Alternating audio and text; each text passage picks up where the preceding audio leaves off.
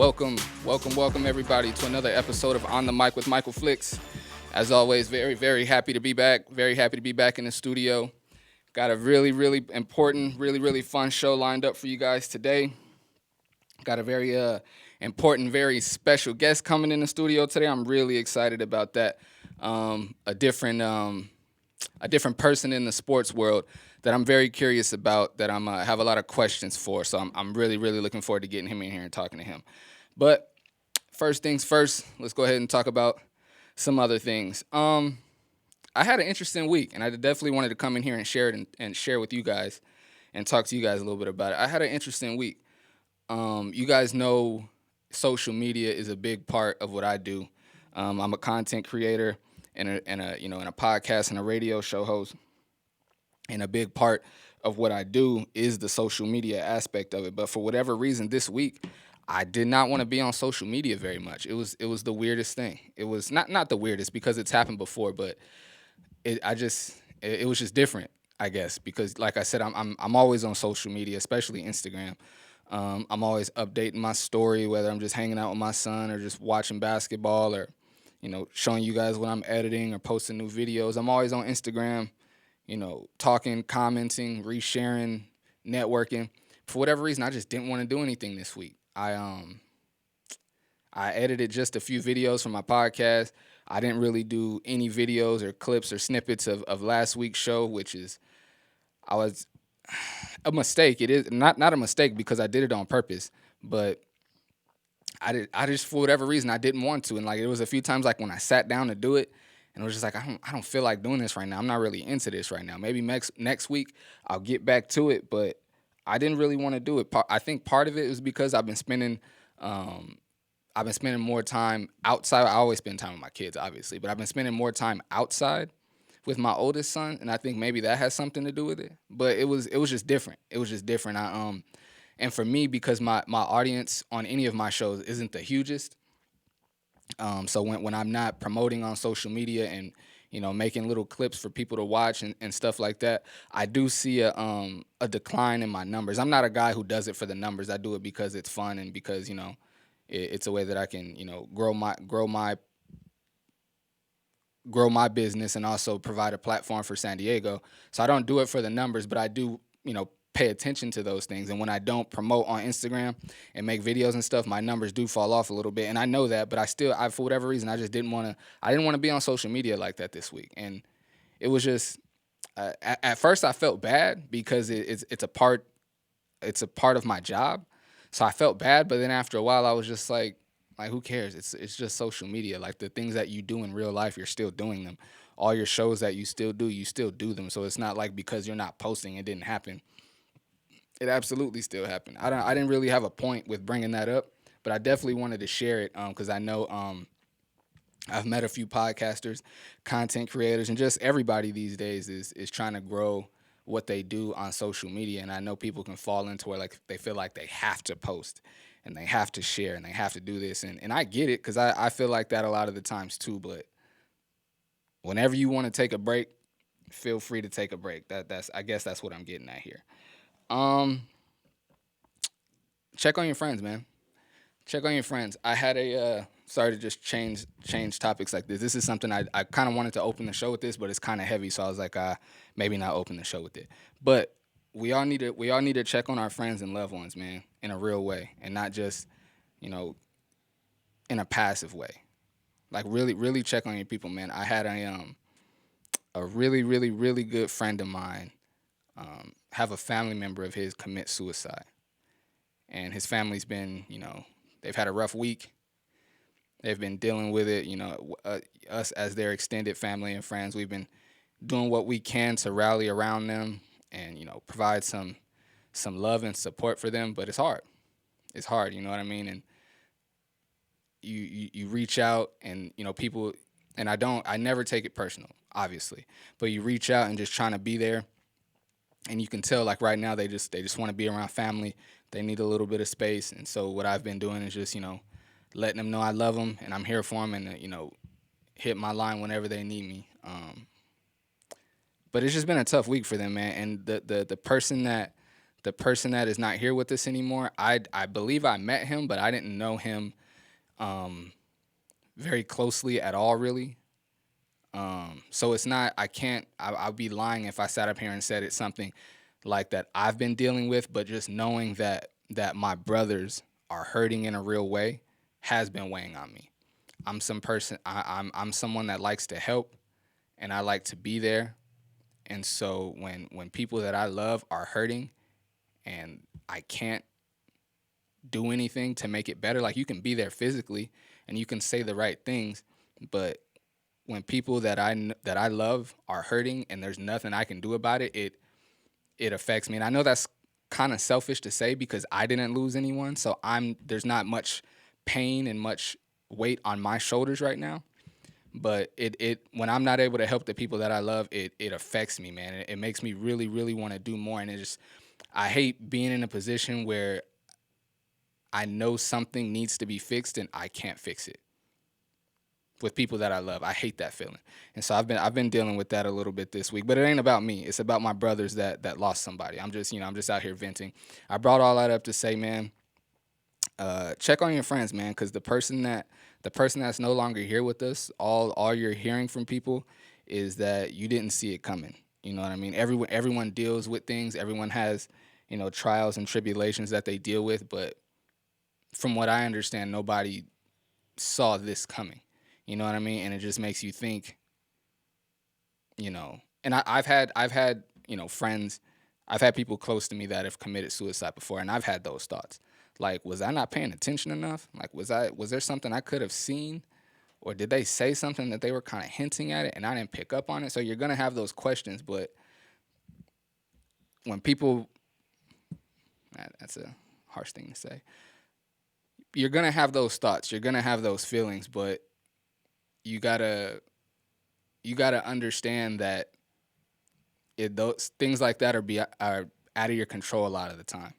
And so what you can do now is just be there, be present with your words, with your actions, physically be there. But yeah, man, I'm kind of all over the place, man. All of these things, I didn't really give them a lot of thought. Maybe this is part of the reason why I didn't really want to be on social media this week. Now that I'm just kind of thinking out loud right now. But yeah, man, just check on your friends, man. Check on your friends that you think are super strong, that they can handle everything. Your friends that seem like they're always going through something, so it's hard to be there for them. Just check on your people, man. Check on your friends, check on your family, and just be there for people, man. Do what you can to be present.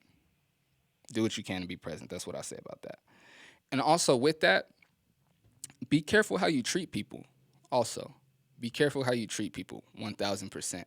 People will, and this is not connected to what I was just talking about with people committing suicide and losing their life. These are separate points. I'm just I ain't got a good way of segueing and changing what I'm talking about, so we just gonna deal with it. But be careful. Be careful how you treat people, man. People will forget what you said. People will probably forget what you did, more or less. They won't remember exactly what you said. They won't remember exactly what you did, but they'll for sure remember how you made them feel, 100%. And I've experienced that in various facets of my life. Whether I was a young dude and, there was somebody at school that was being picked on and I didn't pick on them, or not even really being picked on, but were being made fun of.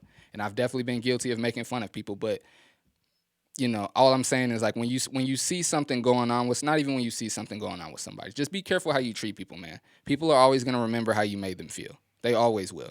I know there's been people that, and we've gotten past it, and we've apologized for the things that we've said and done to one another, but for me, I do have a problem with forgiveness. That's first and foremost, but I will forgive you, and I'm capable of forgiveness, but I never forget how people made me feel, or the choices that they made en route to making me feel a certain way, if that makes sense. So be careful how you treat people, man. First impressions are really important.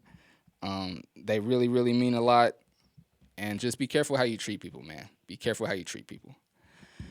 All right, got past that. That's enough of the heavy stuff. Let's get to some sports. The Chula Vista Suns opened their season today down in L.A. man, I forget exactly who they're playing. But the Chula Vista Suns open their season today out in L.A. There's like a quadruple header of ABA games today, man. The dude, White Iverson is his Instagram name. He's playing against the Chula Vista Suns today. The Chula Vista Suns have Greg Hardy, who actually used to be in the NFL, who was in the UFC, and now he wants to be he's trying to be the first athlete to play 3 major sports. So he played in the NFL, he did UFC, and now he's playing in the ABA. He'll also be playing with the Chula Vista Suns down in LA today. It's an action-packed day down in LA today, man. A few of the AAU teams, the youth teams, AAU teams here in San Diego, they have games out in Ladera today. My guy Cam Marshall has a game today at 1:30. I've been watching him all offseason, man. He's been working hard, going to open runs, working on his game. A video just came out of him, if not yesterday, the day before yesterday, him really doing work, man. And if you've seen Cam play before, he's that good, and you know he can do those things. But for I don't want to say outsiders, but I guess for people who haven't really been paying attention like that, or for people who may have been doubting, it's dope to see him start to get some of the recognition that he should have already been getting. That's super dope. But yeah, man, the Chula Vista Suns have a game along one of the 4 games in the quadruple header today, and then the AAU teams also have games today. We had our first Monday night run. Well, it wasn't the first one. It was the first one that I was a part of. We had a Monday night run in RB at 6:30, and it was great, man. We had like 50 to 55 people show up, 2 courts going, guys competing. I had the camera going.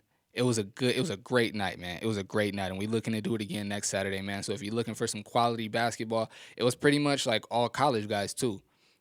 Some guys that their playing time is over, but they obviously still have game, just like any other run. But it was mostly college guys there. Everybody playing the right way, no real arguments. When it gets competitive, guys like, oh, that wasn't no foul type of thing, but nothing to where like play stopped and we had to like, all right, man, let's get it back going. Everything ran smooth and it was great, man. It was great. My man Tens still has his runs going, and that's actually 2 places to play on Monday. So Tens has his runs in La Mesa at 1:30 on Monday, and then RB, which is inside, as you guys know, and then Monday, the same day, at 6:30 out in Rancho Bernardo, outside courts, 2 courts going, plenty of basketball to play on Monday. And then I've had two trainers reach out to me, and they'd like to get something going during the week, because we got Monday, and then we got Friday. It's like the first and the last day of the week. They want something in the middle. So we're gonna start working on that. The Hoopers want to hoop, man, and all the gyms ain't open like they used to be. So we're gonna figure it out. And we're gonna make it happen. Wade, my guest is here. So I think that's a good spot to take a break. We'll go ahead and take a quick break, and then after we get done with the break, we'll be back with our very special guest on the mic with Michael Flix. We'll be right back. Thank you. Welcome back to On the Mic with Michael Flix. As promised, like I said, we've had athletes, we've had GMs, owners of teams. This is the first agent. This is the first sports agent. I guess not just sports, but the first agent we've had on the show. My guy, I appreciate you joining me on the show, man. Yes, sir. Thanks for having me. Absolutely. Man. We've been trying to set things up for a minute. We finally making it happen, man. We finally making it happen, right? Yeah. Right. What you been up to, bro? Man, to be honest, trying to grind and get my foundation set. During this time is actually a blessing in disguise, especially for agents, new agents, because now I could build a foundation for my agency going into next season or next year, because now I can sign players, but now nobody's really playing unless they already have it set up.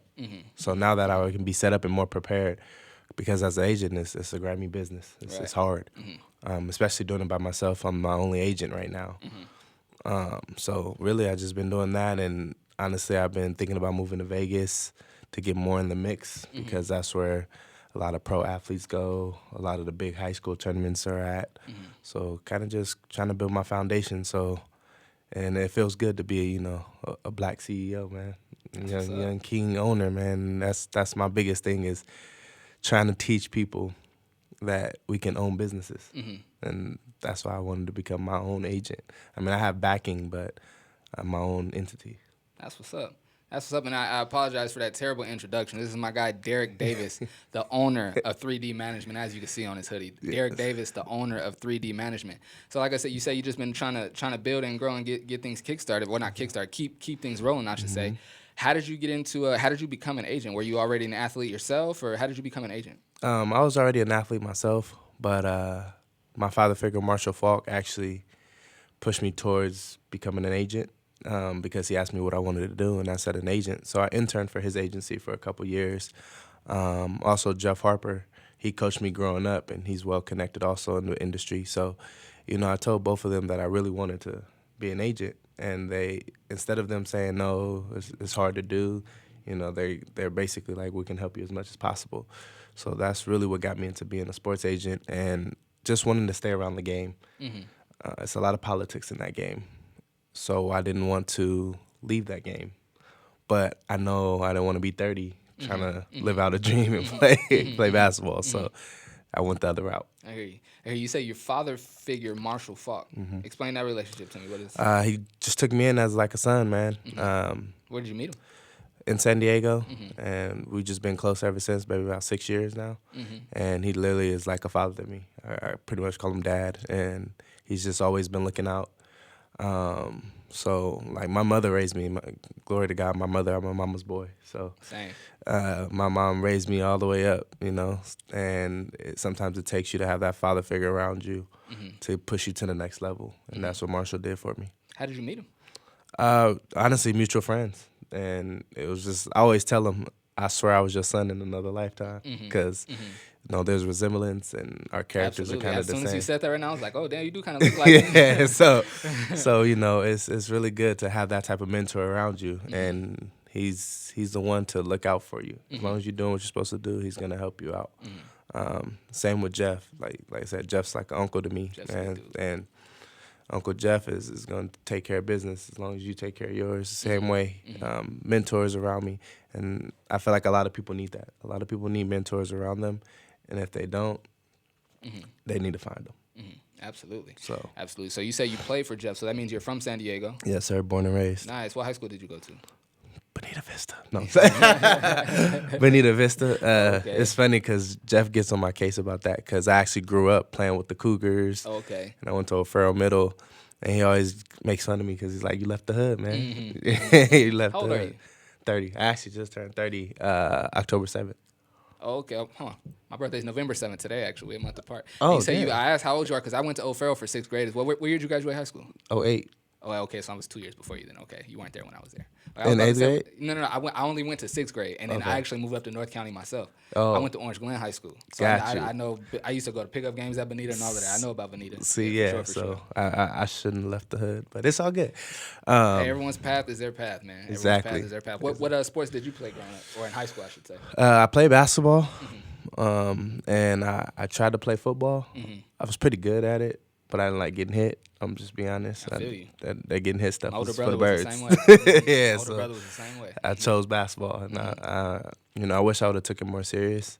Like playing with Jeff, I was really, really good and focused, and then video games came out, and I went to play rec ball, and just didn't take it serious no more. And then got into high school, and it just was just fun. It wasn't like, oh, you can get a scholarship out of this. So that's another reason why I became an agent too. Before becoming an agent, I was coaching. Okay, that was my next Because I helped coach with Jeff. I did camps and stuff like that because a lot of kids don't even understand that there's over 300 schools out there that give out scholarships for sports. So my main goal was to try to give back, and I try to give back early. Even though I didn't make it or do anything of that nature, I wanted to get back as soon as possible because it happened to me. I didn't have the resources. I didn't even understand that if you don't go D1, you can go to a different school on a full ride. So that's my biggest thing was I was coaching. I also coached with DJ Gay that used to go to San Diego State. Bulldogs. Yes, and DJ Gay is a really close friend of mine too. So me and him are really close, and getting into coaching with him also. Just different communities and things like that it doesn't really matter because you always have those kids that need that extra push or that mentor, and they don't know where to go. They just say, hey, coach, I need you.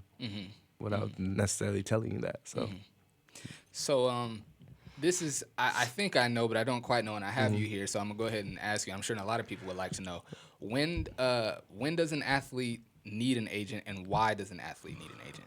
um, well, this business and this game, man, a lot of athletes are talking to agents at like middle school nowadays.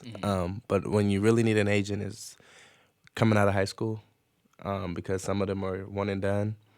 Um, it's not necessarily you need to sign with an agent out of high school, but the conversation the begins. communication. Yes. But when you actually need to sign with one is when you're ready to go to the league or when you're ready to go overseas. So some are or college 4 years, and then if you're trying to do NBA guys, it's 1 year and stuff like that. But like I said, it's a grimy business. So you gotta think it's multiple agencies out there, and then there's big time agencies like Clutch Sports. They're gonna touch every guy in the top 5.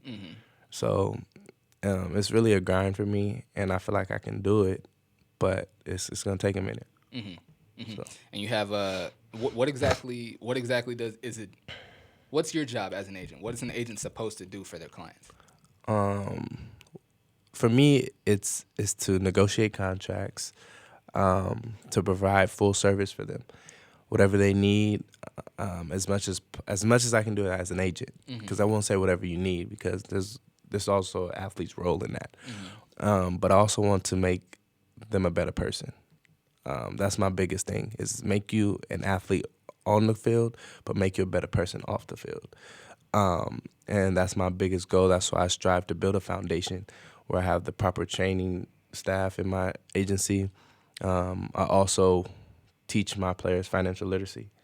I teach anybody that too. That's my other business. But I teach them financial literacy, but I do it for free because they don't understand, what their money can do and how fast it can disappear.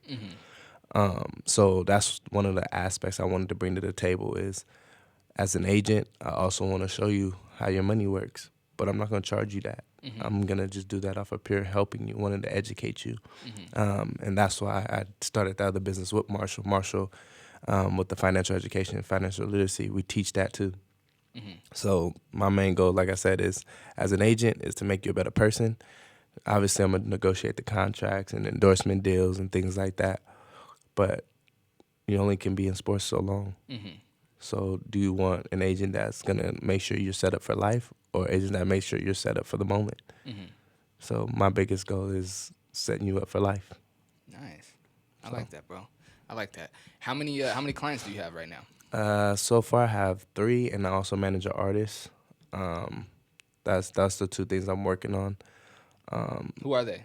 I think I know one, maybe 2, but who? Well, I had last year I had one who was Nathaniel Wright, and we part ways. Oh, okay. But I didn't know that. and then now this year I have Kendall Small. Kendall Small went to Oregon, and Chaminade. And then I have a kid named Jair Roberts who actually went to City and then went to NAIA. And then my artist is Easy. He's from San Diego, born and raised, one of my great friends, but I believed him in his music. So, like I said, I don't want to limit myself. So managing an artist is just as difficult as being a sports agent. I bet. But I'm trying to do my best to be great at both. And those are the things I'm trying to do, especially with my artist, Easy. He's a very, very good artist, and he just needs that extra push, and I'm trying to get him there. Just like with my players, as basketball players, with all this going on, and I respect that they understand as an agent I can only do so much during this time. But they're great players and have great attitudes. And for me as an agent, that's what I want. I don't really want to deal with extra stuff. They got to understand the business just as much as the agent got to understand the business. As an athlete, you only can do so much, and as an agent, I can only do so much. So my biggest goal is to be honest up front with them and say, hey, this is really what's going on, and I'm not going to sugarcoat anything. I don't want to represent 25 people just because I want to make $1. I'd rather represent less and make sure I'm doing what's best for them. Right. With you managing both athletes and an artist, what are the main differences between managing those 2 types of clients? Different industries, but more so just just different people that's gonna help them get to the next level. So I got to talk to this guy about basketball and football or baseball, whatever the case may be. And this, I got to talk about music. So it's kind of like reaching out to producers and reaching out to GMs in the sense of creating those relationships. It's really big in this industry. It's not, and I know people always say it's not what you know, it's who you know. But I always look at it as who knows you, because you can know somebody, but if they don't know you, they're not going to do business with you. And that's a big trust factor in this game. And that's really what it comes down to, is building relationships in both industries. So for you, I mean, I know you're doing the helping with the financial literacy part of it as well. So in that respect, your job is pretty much every day, because ideally money's coming in every day. But assuming that element wasn't a part of it, after an agent closes the deal, and and if your client is that big and you help them get endorsements, is your job done until the contract is up, or like what do you do after you've done those things? Man, your job's never done. It's kind of like in the sense of, they get one endorsement, now you're trying to work to get another one. And you also got to keep up with them, because even if you sign that contract, they got another contract coming. So you got to make sure they're on top of things. They're eating healthy. They're training right. So it's kind of in the sense of, you get them there, but you got to make sure they stay there. Gotcha. Because at any moment they can be gone, and that contract is void in a sense. So it's more so as an agent, like I said, your job is to make sure they become the best athlete they can be and the best person they can be. So that's how I look at it. My job is never done. Stressful, man. I bet. It's stressful. I bet. So especially doing it by yourself. So my goal is to bring in either interns, stuff like that, just so they can learn and understand, and it makes my job a lot easier. But like I said, at the end of the day, I always wanted to call myself a CEO. So. And how long have you had your agency? How long have you been an agent? 2 years now. 2 years. Nice. Yeah. So Nice. It's been a rough patch, but Especially with COVID, I bet. yeah, COVID kills it. COVID, especially in the FIBA world overseas, and it closes it and makes it harder. But at the end of the day, you gotta go with it and figure it out. So I mean, like I said, if I don't got no NBA guys right now, those are the ones that's gonna get you there. So it takes that one, and that's what my focus is trying to get that one and get to the next level. That's what's up. That's what's up. And so with you starting, and I mean, obviously you've got some pretty substantial people, helping you. But for you, like, what were some of like the main challenges? Were you like knocking on doors and they're like, "Kid, I don't know, you get out of here." Like, what were some of the things that you dealt with early on, or maybe that you're still dealing with today? Just understanding the business, dealing with personalities. As far as your clients, or clients, just people in general. Like, it's hard to go to another agent and say, "Hey, I'm an agent too," and they're further off than you, and you're asking for help. It's like, well, if I help you, you might get the player I need. So that's one of the challenges, is building trust and understanding that a lot of agents ain't gonna help you, because you're basically battling for the same players. Also, just the challenges of building the connections, especially overseas with teams, because it's the language barrier, the time difference, all that. So those are one of the challenges also that I've been dealing with. But at the end of the day, everything comes with challenges. So as an agent, it's just more so what you're willing to deal with. And especially at the beginning of this quest, you got to understand there's going to be a lot of bumps, a lot of fees and money coming out and money putting into it that you might not receive back yet. But it should be all worth it if you feel that. That's what it's for. And then how does it work? I'm sorry, like I said, I've never had a chance to speak to an agent, so I'm gonna get all my questions off, bro. Them all out. And how does it work? I'm very honest. How does it work? How does it work with an artist? Like, so if they already have a record deal, you help them like get endorsements, or you help them find producers, or if they don't have a record deal, is that your job to help them get a record deal? Like, how does it work with an artist? Same thing. To help try to get them endorsement deals or a record deal or sign with a label. But nowadays, a lot of artists are doing it on their own, so they can own all their music and things like that. So now it's more so without COVID, is more so trying to book shows or get them in shows and appearances or features with other artists and things like that. So that's the same as with the agency. It's just trying to build relationships for them to get to the next level. Got you. Kind of like you're the middle guy in a sense, that you're just negotiating everything and making sure that y'all on the same page when it comes to that. How's the? I mean, I know things are rough right now, but like by and large, how's the quest been so far? How's the journey been? Rough, man. Like I said, more money in than money coming, more money out than more money coming in right now, which isn't always a bad thing. Like I said, I don't, obviously you're gonna do it in a sense for the money in a sense, but for me it's just the passion and wanting to do it, wanting to be an agent and saying that I'm an agent feels good, you know. I bet. And the quest is always gonna be hard because it's not a guaranteed check, so it's kind of like you're just living in the moment, and you got to stick with that. So if you don't stick with your goals and passion, that's why I wrote down like a business plan, a business outline, 10 years, annual goals, stuff like that, daily activities. You got to organize yourself or you'll get frustrated. So. And see, before you came in, I was actually, one of the things I was talking about was like treating people the right way, because people always remember how you made them feel. And I was talking about first impressions, and I know in your line of work, first impressions are very important. Have you found that you've had to maybe kind of not change who you are, but kind of like put on a certain face, or maybe put on a certain face to kind of like show like this clean cut image, or are you able and comfortable to just walk in as yourself? I'm comfortable. Nice. Like in the sense, I don't want to be fake.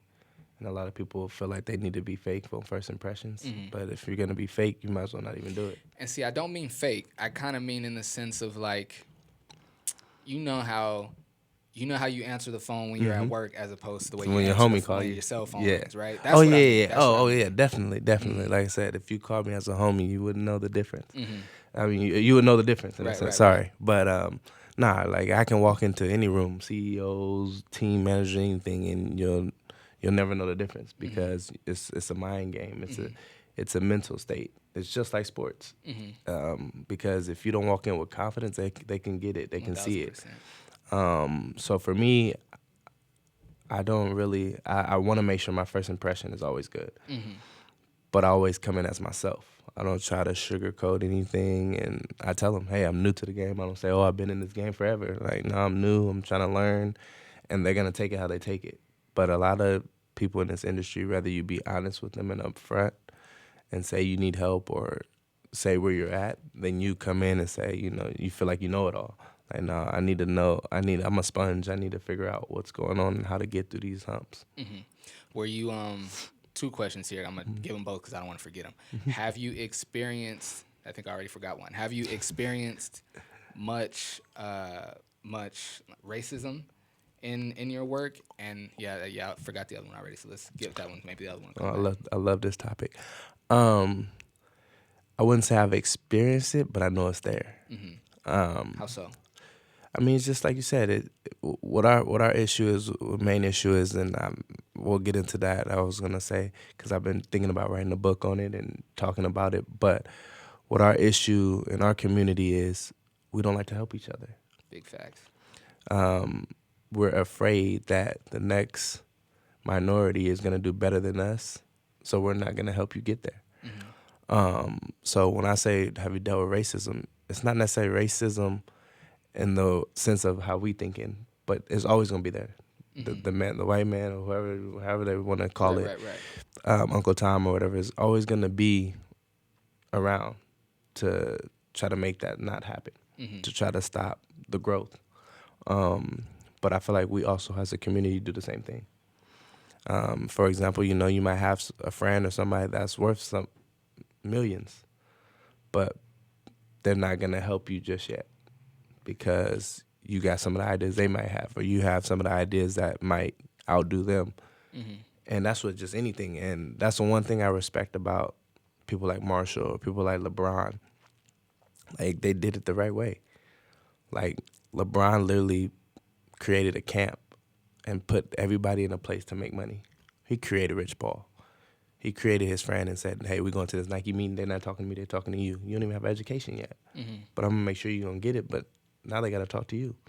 And that's just my thing and biggest passion with my agency is once it gets big enough, that's what I want to do. I want to bring in camps and bring in friends and close friends and help our community become CEOs and LLC owners and stuff like that. But that was my biggest thing during the marches and everything is racism always going to be out there. But as a people, we need to figure out how powerful we are and realize how powerful we are. And sometimes we don't. We don't even know that. So, with you being new, your first few clients, did you just put it out there that you were an agent and people came and sought you out, or did you have to go and find your clients? a little bit of both.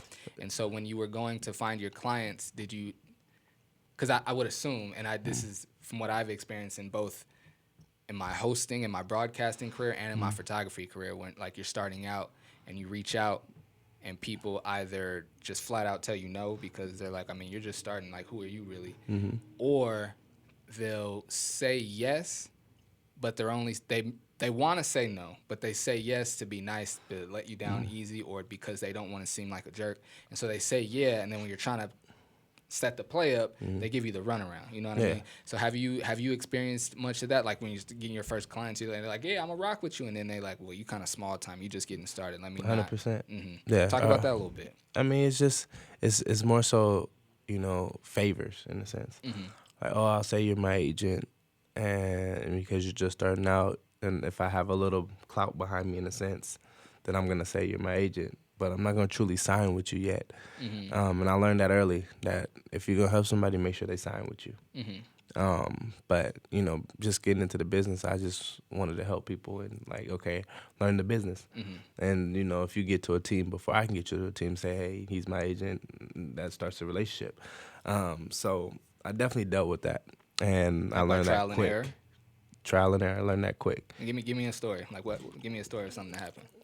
Just had a player, that you represent, and they're in a bigger league, and as a friend, they're gonna say they're gonna sign with you, but then when it comes down to it, they take a contract somewhere else, and case closed. Then you're not their agent because you didn't get them that job. So, like I said, at the end of the day, it's trial and error, and you just got to move forward. A lot of players seek out agents, but don't understand agents and what they have to deal with and things like that. They think agents half the time aren't doing their job, but in reality, they're doing more than their job. It's just it goes off of talent and a team making a decision. I can't force a team to take you, so I feel like that's where a lot of things get misconstrued between an agent and an athlete. That as an athlete, you think your agent's supposed to make miracles or they're supposed to do everything, and you're supposed to have a job guaranteed. That's not the case. There's big-time players out there that don't get jobs and stuff like that, or that are at higher levels, and it's just a struggle. So, like you said, trial and error. What's next for you individually, and also for your company? What's next for you? What's in the works? Like I said, me individually, it was the process of the move, maybe moving to Vegas. That's what I've been. So that's definitely gonna happen. Yes, just don't know when. But as far as the company goes, it's just building a foundation. I have a trainer on staff now. Nice. Where he breaks down everything as far as his name's Anthony Allen. He breaks down players' habits and things in the training world in a sense. So I'm trying to do that, and I'm working with a couple of guys as far as meal preps and supplements, so things like that. So I want to bring, like I said, aspects to the agency that a lot of agencies don't provide. They always either go third party and stuff like that, especially, like I said, the financial education part. That's what's next for me is also my company with the financial education is teaching people that too. Not even just athletes, just people in general, because a lot of us don't know about that either, or are scared to talk about it. Let's talk about that. What's the name of the financial literacy? Fertility Partners. One more time. Fertility Partners. Fertility Partners. Yes. Okay. Go ahead. And that's what Marshall. So we basically teach financial education. We teach you to everybody. To everybody. There's no like I said, we teach it for free. We can sit down as a client and be like, hey, let's go over your F&A. We go over your finances with you. And we basically break down your insurable needs. We break down how much money you have left over from what you've been spending, or we even show you, hey, maybe you don't have to spend this much in certain categories. And we literally break that down for you and then set you up for policies or future investments that will help you and won't make you lose. And the biggest thing is teaching generational wealth. A lot of people don't understand what generational wealth means or the meaning of that. Mm-hmm. And it's really like, God rest his soul, but Kobe did that. Mm-hmm. So he, his family is set up forever. Mm-hmm. But even people just need to understand that instead of doing the GoFundMes or just even spending money just out of nowhere for no reason, it's like sit down and go over that stuff. Sit Mm-hmm. down and look at what you really want to spend it on and what you need to spend it on. So things like that, that's what we teach. And with these financial literacy classes, is it just for individuals and businesses that already have steady income coming in, or is this for people who are looking to get things going? Is this for everybody? Like, who is this service for? It's for both, actually. Okay. Because there's an opportunity to make an income off of joining the company also. So coming in, joining the company, you basically can make money while learning about money, in a sense. So that's the biggest thing with this company, and it goes hand in hand. Like I said, it's anybody that wants to learn, anybody that wants to train, and we train you on your finances, we train you on how to help other people, all while you can be making an extra income and things like that. That's dope, man. Mm-hmm. That's really dope. See, man, I'm glad I heard about that. I'm definitely gonna be tapping in with you about that. Yeah. I ain't gonna get into all the things I got going on, but I'm definitely gonna be tapping in with you about definitely that. As an entrepreneur, that's something people need to look into because now you have things to do. Now you have things, assets and stuff like that aren't protected, and you want to make sure you're protected. Absolutely. Actually, for me, and this is probably something that, when I don't say if, when I sit and meet with you guys, probably something y'all would have talked to me about because I was talking to some of my photographers. I had a camera stolen. Okay. I had a camera stolen. I was talking to one of my camera buddies. He's like one of my OGs in it, and he was saying like, man, like have your stuff insured, bro. Like I got something stolen or taken, and I was able to I just got the money and went and replaced it. And that was something for me. Like, you can insure things, obviously, like your home, your car, your life. You know what I'm saying? But for me, I didn't even think, duh, I'm buying all this expensive equipment. Like, why not get it insured? You know what I'm saying? And that's, you're probably thinking, obviously, bro. That's, the first thing we'll tell you. But just like I said, for me, who's somebody who I am an entrepreneur. I am a creative. I do things on my own and make my money just off of me. But that's something that I never even thought of. And you think I'm saying, obviously it's a no-brainer, but I'm definitely gonna be sitting down with you. You're right. And like you said, it's not a no-brainer because in a sense, some people just don't know those things. Like you said, some people insure their car, their house, but they don't insure their life. What sense does that make? So you got all these materialistic things that you're insuring, but you're not gonna insure your life. And we teach that mostly, in a sense, there's ways for your money to make money for you on top of you being insured and on top of your assets being protected, you being protected, things like that, your family. But like I said, a lot of people are scared to talk about that stuff. They're scared to talk about dying, in a sense. But why can't you talk about that when you're going to leave nothing to, if you got kids or families? Yeah, it's going to happen eventually, so. That's dope, man. I'm definitely 1,000% glad I finally had you on the show, man. Like I said, we've been trying to set this up for a minute, for a while. And we finally made it happen. I'm glad it happened. Go ahead and plug your stuff one more time, your management, the financial literacy class. Go ahead and plug it one more time. Let everybody know where they can find you and all your businesses and stuff. Okay, definitely. You can find me on Instagram at Derrick Davis 10. And then 3D Elite Management is the company. My 3Ds actually stand for dedication, discipline, and determination. But it's a twist on it because that's actually my initials too. I'm Triple D. So just reach out. You can also email me at Derrick23Davis@gmail.com or 3delitemanagement.com. Y'all take advantage of financial literacy classes, man. I know I am. We probably gonna set something up before you walk out of here. Y'all take advantage of financial literacy classes, man. That's something we all need. Definitely. We good, Wade? We solid? Man, hey, I wanna send a special shout out to the handful of people that subscribe to my YouTube channel, man. It means a lot. None of it ever goes unnoticed, man. It's been another episode of On the Mic with Michael Flix. My man Derrick Davis. Appreciate you for coming in and sitting down with me, bro. Thank you. Y'all keep rocking with me, man. We'll be back next week. We out.